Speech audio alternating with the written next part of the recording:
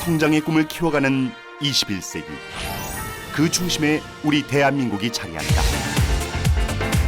그러나 지금 우리 사회 곳곳이 어둠으로 물들고 있다. 나날이 증가하는 강력범죄에 우린 불안하다. 뉴스를 보는 게 두렵다는 말이 나올 만큼 하루하루 터져나오는 무서운 범죄 소식 앞에 우리의 희망도 점점 작아져 간다. 그렇다면 지금 우린 어떻게 해야 할까? 오늘 6.25 사상 안에서 새로운 희망을 찾아본다.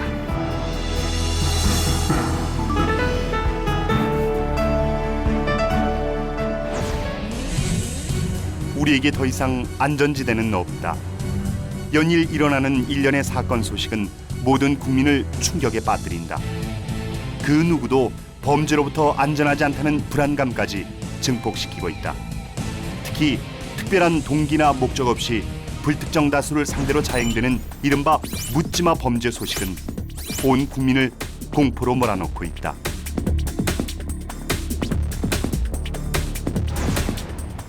우리 사회의 폭력은 참으로 심각합니다.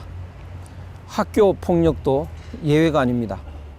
이런 현실을 바라보는 우리들은 너무나 안타까워서 한이 맺힐 지경입니다. 어떤 사람은 우리나라 사람이 한을 많이 갖고 있는데 이것을 외침, 자전 외침 때문이라고 설명합니다. 그러나 사실 그런 것이 아닙니다. 우리들은 옛날에 지상천국을 홍익인간을 건설해서 살았습니다. 그런 우리들에게 이런 폭력적인 사회는 차마 볼 수 없는 사실이죠. 이것 때문에 우리가 한이 맺힌 것입니다. 빨리 우리는 이런 폭력적인 사회를 건절해야겠습니다. 우리 다 같이 노력하지 않으면 안 되겠습니다. 지난 여름 개봉과 함께 전 세계적으로 화제를 모은 영화 월드워 Z는 테러리스트와 이상 기후는 물론이고 전염병에 외계인까지 등장시킨 재난 영화다. 그런데 문제는 이러한 영화가 우리 현실을 반영하고 있다는 점이다. 위험과 공포가 도처에 깔려 있는 시대. 아침에 눈을 떠 잠자리에 들기까지 그 누구도 안전하지 않은 시대. 21세기를 폭력의 시대라 얘기하는 이유는 바로 그 때문이다. 이는 우리 영화들이 다시 한번 증명한다. 올여름 우리 극장가를 점령한 한국 영화들. 지난 8월 사상 처음으로 2천만 명이 넘는 관객을 동원했다. 뉴스 시작하고 화면 바꾸고 그런데 이 영화들은 사회에 대한 불만과 불안을 담고 있다는 공통점을 갖고 있다. 무려 2천만 명이 어두운 현실을 담은 영화들에 공감한 셈이다. 보통 여름이면 등장하는 공포 영화는 사라지고 그 자리를 대신한 액션 스릴러 영화들. 우리 스크린을 이토록 어둡고 폭력적인 영화들이 점령한 이유는 무엇일까? 영화와 현실 그리고 언론, 인터넷을 비롯한 이런 매체의 발달, 이 세 개가 어우러지면서 이 폭력을 묘사하고 노출시키는 강도가 더욱더 높아지고 있고 더 자극적이고 선정적으로 되어가고 있다. 그러니까 이거는 각 매체 간에 경쟁적으로 이것이 이루어지고 있다고도 볼 수 있겠는데요. 뭐 사실은 일상적으로 아주 그 엽기적이고 흉악한 이 범죄들이 인터넷이나 뭐 신문이나 TV에 아주 일상적으로 이제 하루가 멀다 하고 보도가 됩니다. 그리고 이것이 그 아주 빈번하게 영화의 소재로 차용이 되기도 하고요. 그리고 영화가 이제 이런 그 범죄를 다루는 작품들이 많아지다 보면 이전보다 한층 더 가혹하고 잔혹하고 끔찍하고 자극적으로 이제 묘사가 될 가능성이 높아진다는 것이 되겠죠. 그러면서 관객들은 더 둔감하게 되는 겁니다. 그러니까 처음에 한 차례는 굉장히 충격적이었던 사건 보도가 두 번, 세 번 반복이 되면서 아주 일상적으로 이제 둔감해지게 된다는 것이죠. 그리고 영화에서도 더욱더 자극적인 것을 기대하게 되고, 이러한 양상들이 지금 한국 영화에서 일어나고 있는 것이 아닌가. 이렇게 폭력이나 폭력에 그 둔감해진다는 것은 굉장히 그 큰 문제다라고 생각이 듭니다. 실제로 우리 현실은 영화보다 더 무섭고 영화보다 더 잔혹하다. 자고 일어나면 들려오는 무서운 사건 소식들. 집 밖에 나가는 것이 두려운 세상이지만 더 이상 집도 안전한 공간이 아니다. 시도 때도 없이 일어나는 각종 강력 범죄로 인해 이웃뿐 아니라 가족 사이의 신뢰까지 사라지고 있다. 사람이 가장 무서운 시대. 현대인의 불안감 또한 간과할 수 없는 사회적 문제다. 불안은 이제 사람들이 타고나는 특성 불안이라는 게 있고 상황에 따른 상태 불안이라고 하는 게 있는데 강력 범죄 같은 이런 상황으로 인해서 나타나는 이제 상태 불안 지수가 굉장히 높아지는 거죠. 강력 범죄가 일어나면서 그런 것들이 사람들에게 이제 불안하게 만들고 이 불안은 스트레스의 중요한 원인이 되는 거거든요. 그러다 보면 이 스트레스성 질환이라든가 아니면 스트레스로 인한 인간관계의 어떤 갈등이라든가 또는 뭐 가족 간의 어떤 짜증이라든가 여러 가지 이제 범죄 내지는 어떤 공격 행동의 근원이 되기도 하죠. 오늘날 우리 사회는 참으로 걱정입니다. 어쩌다가 이 지경이 되었는지 모르겠습니다. 이런 우리의 사회를 해결하는 근본 방식으로 우리는 유학을 들 수 있습니다. 그 옛날에 책상에서 공부하던 그 유학이 어떻게 이런 심각한 이 사회의 혼란을 해결할 수 있느냐라고 반문하는 사람도 있을 수 있겠습니다. 그러나 사실은 유학이란 어떤 의미에서는 오늘보다도 더 심각한 춘추 전국 시대의 혼란을 해결하기 위해서 나온 사상입니다. 공자의 그 유학 때문에 춘추 전국 시대의 혼란은 마감이 되었고 그 이후 2500년간의 동아시아의 평화가 지속되었습니다. 공자의 유학은 근본적으로 인간의 마음을 평화롭게 인간의 마음을 다스리는 데서부터 출발합니다. 오늘날 우리가 이렇게 혼란하게 된 원인은 인간의 마음이 황폐해졌기 때문입니다. 공자의 가르침이 절실히 필요한 시대입니다. 인터넷만 열면 마주하게 되는 각종 CCTV 영상들. 그중 상당수가 범죄 현장을 담고 있다. 여기에 또 하나 걱정할 만한 수치가 있다. 최근 들어 선진국의 강력 범죄는 감소 추세를 보이는 반면 우리나라는 꾸준히 증가하고 있다는 것. 그러다 보니 범죄의 무방비 사회란 얘기까지 나온다. 실제로 최근 우리 사회의 강력 범죄 어느 정도 심각할까?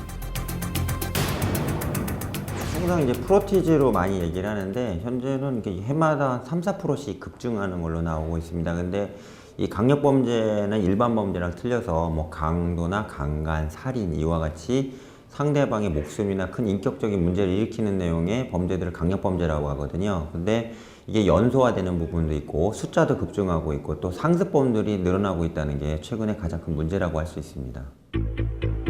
도대체 그 이유는 무엇일까? 제일 중요한 거는 이제 그 폭력물이 범람하고 있고 학교에서 기본적으로 도덕이나 국민윤리와 같은 과거에 기본적인 규칙을 지켜야 하는 교육이 전혀 없어지고 입시와 관련되거나 또는 자기 스펙과 관련되는 교육들을 많이 받거든요. 그렇기 때문에 이들이 사회로 성장을 해서 정상적인 일하는 계층으로 넘어왔을 때 옛날에는 상상도 못했던 범죄행위나 이런 잔혹한 내용들을 벌인다는 얘기죠. 그러니까 다시 말씀드리면 범죄자들 처벌하는 게 능사가 아니라 이들을 대상으로 해서 법을 지켜라는 준법교육이 있어야 되는데 준법교육을 못 받은 계층이 벌써 이제 사회의 일반적인 계층, 성인계층으로 급증한다는 얘기입니다. 이 과정에서 본인의 어떤 폭력성을 잠재우지 못하고 도덕성이나 이런 것들이 결여됨으로 인해서 사이코패스와 같은 잔인성 있는 강력 범죄가 급증한다고 보는 겁니다. 대표적으로 범죄를 차단하는 데 있어서 특히 묻지마 범죄를 차단하는 데 제일 중요한 건 부모님의 역할입니다. 가정교육을 잘 받고 부모님의 훈육을 제대로 받은 자식들은 성인이 되는 이후에 남한테 피해 입히는 이런 행동을 하지 않거든요. 근데 대부분의 경우 묻지마 범죄나 그 강력한 범죄를 저지른 경우에는 결손가정 내지는 부모로부터 아무런 통제를 안 받은 케이스가 많다는 얘기입니다. 그래서 이러한 문제점들을 빨리 해결하는 것이 시급한 묻지마 범죄의 대책이라고 볼 수 있습니다. 결국 문제는 사라져가는 도덕성이다. 인간의 선한 마음이 교육을 통해 성장하기보다 윤리교육 부재 속에서 분노 조절 능력이 상실됐고 이는 결국 불특정 다수를 대상으로 하는 범죄로 이어지는 것. 그렇다면 우리는 왜 분노하는 것일까? 그리고 인간의 분노는 결국 어떤 부작용으로 나타날까?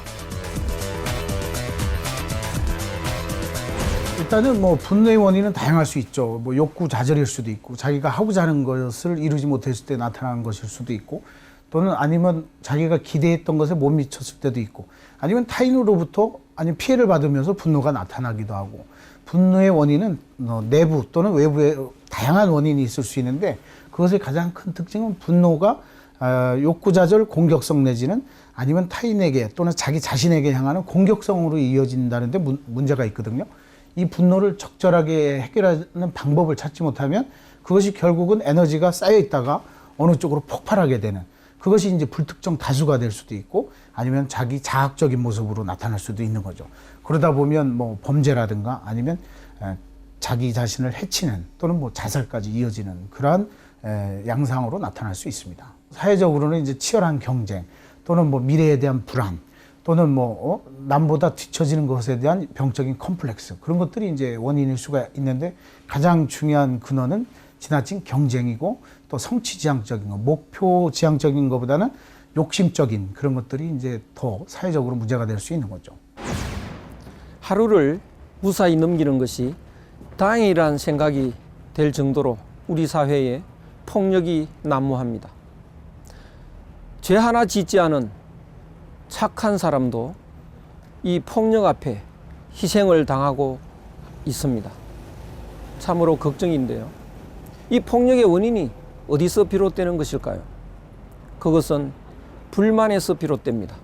사회에 대한 불만, 다른 사람에 대한 불만 등등인데요. 그 불만의 원인은 역시 욕심입니다. 많은 것을 가지고 싶은 욕심. 남은 가졌는데 나는 가지지 못한 것에 대한 그런 불만, 이런 것들이 폭력을 일으키는 것입니다. 우리의 욕심이 문제입니다. 다양한 강력범죄가 가져온 폭력사회란 현실. 그중 결코 간과할 수 없는 것이 바로 청소년 폭력 문제다. 이미 우리 사회의 큰 문제로 대두된 학교 폭력은 다양한 대책에도 불구하고 오히려 증가하는 추세다. 학교 폭력 예방을 위해 청소년 폭력을 막기 위해 지난 95년 설립된 청소년 폭력 예방 재단. 청해단이 앞장섭니다. 청소년 폭력을 예방하기 위해 다양한 활동을 펼쳐온 이 단체는 매해 청소년 폭력 실태를 조사해 발표하고 있는데, 실제로 이 시대의 청소년은 걱정의 대상이다. 오늘날 우리나라 청소년 문제는 한마디로 해서 아주 심각하다고 말씀드리지 않을 수가 없습니다. 청소년 시기는 이제 성장하는 과정이기 때문에 정말 자신의 타고난 소질과 적성을 개발해서 자신이 하고 싶은 것을 잘해서 마음껏 할 수 있는 그런 연습을, 훈련을 해야 하는 때거든요. 그런데 아주 획일적인 어떤 대학 입시라든가 이런 이 교육 때문에 아주 정신적으로 피폐해 있어요. 정말 내가 정말 하고 싶은 일을 하지 못하고 강요받은 어떤 이런 걸 해야 하기 때문에 내가 도저히 만족할 수가 없는 겁니다. 그래서 행복하지 못한 겁니다. 그래서 아주 반항적이고 일탈적인 그런 행동에 나가게 되는 거죠. 예를 들어서 뭐 요즘 뭐 학교 폭력 같은 것이 심각하죠. 그리고 뭐 어른들에 관해서 무슨 존속에 관해서 대항한다든가 더 끔찍한 일을 저지른다든가 이런 거.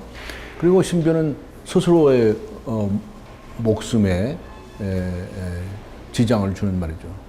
뭐 톡 터놓고 얘기해서 자살을 한다든가 말이죠. 이런 일들이 엄청나게 많습니다. 청소년들의 그 사망률의 가장 첫 번째가 자살률인데요. 이건 이제 외국에 비해서 엄청나게 높은 것이고, 우린 좀 이걸 정말 방치해서는 안 됩니다. 엄마 갔다 올게.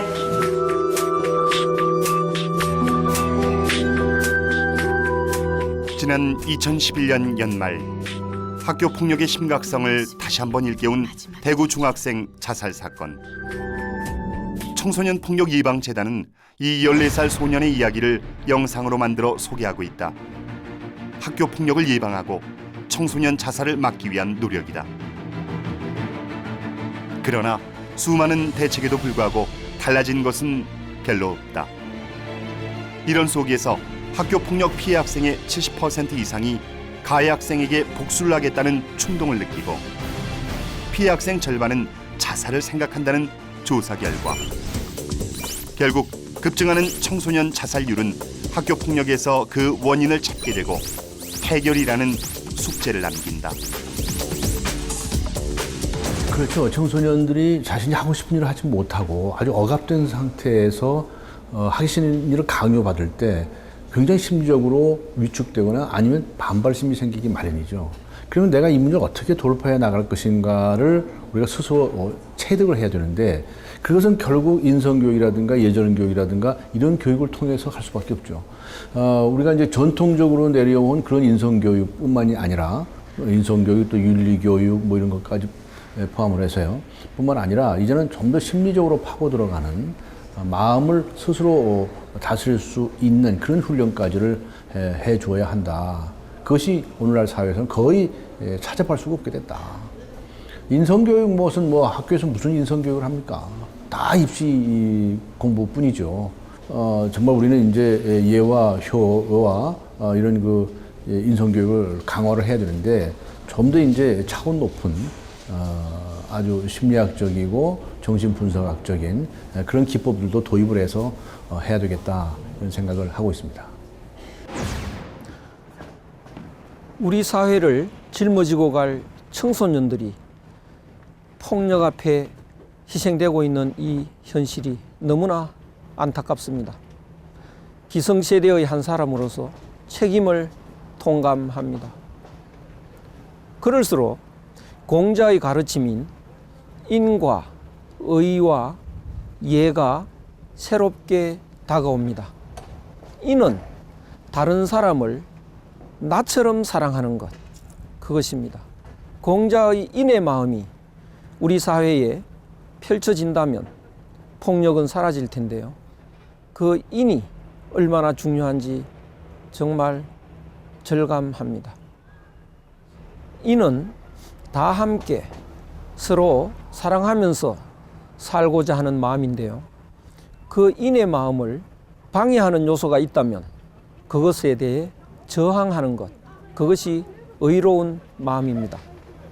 그런데 의로운 마음은 구체적으로 어떤 것인지 잘 알기 어려운데요. 그것을 잘 설명해 놓은 것이 예라는 것입니다.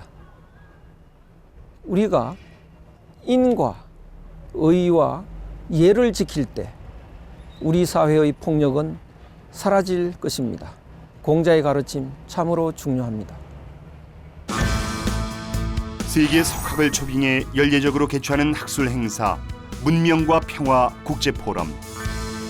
지난 2010년 이 포럼의 발표자로 나선 미국의 헨리 로즈먼트 교수는 세계 윤리로서의 유교의 가능성을 제시한 바 있다. 그는 유교가 가족관계 속에서 자리 잡은 윤리인 만큼 이 시대에 요구되는 세계 윤리라고 강조했다. 실제로 다양한 폭력 문제가 제기될 때마다 강조되는 것이 바로 가족 문화다. 모든 사회 갈등의 원인을 얘기할 때 빠지지 않는 것이 가족 해체 문제. 그래서 최근 유교 윤리의식이 부각되고 전통 가족관계, 그 힘을 재조명하는 노력이 활발하다. 이제 중요한 것은 서로가 서로의 상처를 치유해주는 노력인 것이다. 정말 지금 우리나라 청소년들뿐만 아니라 사회 전체가 굉장히 격정적이 되어 있습니다. 그것은 결국 우리 국민들이 이 짧은 시간 동안에 발전하면서 굉장히 많이 상처를 받았다는 의미가 있습니다. 예를 들면 우리 모두가 가난했을 때 모두 다 가난으로부터 상처를 받았었습니다. 우리가 다른 나라로부터 침략을 받았을 때 그 침략으로 인한 상처를 받았습니다. 이것을 저는 집단적 트라우마라고 말을 하는데요. 이런 트라우마 때문에 우리 국민들의 정신 상태가 굉장히 취약해진 겁니다.